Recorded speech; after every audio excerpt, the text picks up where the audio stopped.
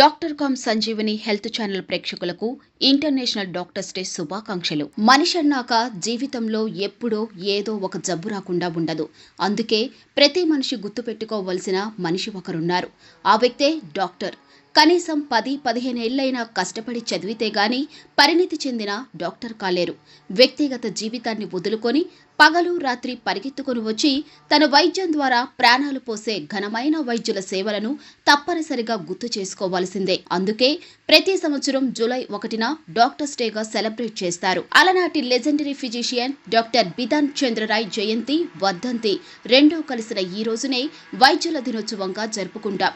భారతీయ వైద్య చరిత్రలో కీలక పాత్ర పోషించిన డాక్టర్ రాయ్ పశ్చిమ బెంగాల్కి 2వ ముఖ్యమంత్రిగా కూడా పనిచేశారు. ప్రజా ఆరోగ్యం పెంపొందించడానికి ఆయన చేసిన కృషి అపారం. ఈ సంవత్సరం doctors day theme healing hands caring hearts. Doctor అంటే అవసరమైన మందులేవో ప్రిస్క్రైబ్ చేయటమో ఆపరేషన్ చేయటం మాత్రమే కాదు, పేషెంట్లకి ఒక సౌకర్యవంతమైన కేర్ అందించేవారు.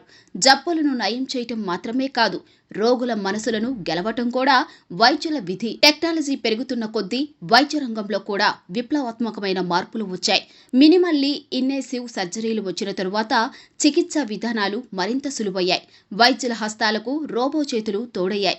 ఎన్ని ఆధునిక పరికరాలతో చికిత్సలందించినా కూడా రోగి చేతిలో చెయ్యి వేసి నేనున్నాననే భరోసా అందించే డాక్టర్ చేతి స్పర్శ ఇచ్చే సాంత్వన కీలకమైంది. అందుకే అంటారు, వైద్యుల పెదవులపై చిరునవ్వు చాలు సగం జబ్బు నయం కావడానికి అని. కష్టంలో ఉన్నప్పుడే మనల్ని ఆదుకునే వాళ్ళెవరో తెలుస్తుంది.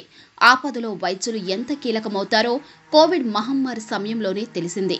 ప్రాణాలకు తెగించి ఆ సమయంలో వైద్యులు అవిశ్రాంతంగా అందించిన సేవలు వాళ్లలోని అసామాన్యమైన అంకిత భావాన్ని నొక్కి చెప్పాయి. ప్రాణాలు కాపాడటానికి ప్రతిరోజు వాళ్ళెంత శ్రమిస్తున్నారో, తమ వ్యక్తిగత జీవితాన్ని ఎంతగా కోల్పోతున్నారో, తమ ప్రాణాలు సైతం అడ్డుగా వేసి ఎలా కాపాడుకున్నారో కోవిడ్ తెలియచెప్పింది. అందుకే ఈ హాస్పిటల్ నడవాలన్నా నైపుణ్యం కలిగిన డాక్టర్లే కాదు, అంకిత భావంతో సేవలందించే వైద్యులే మూలస్తంభాలు.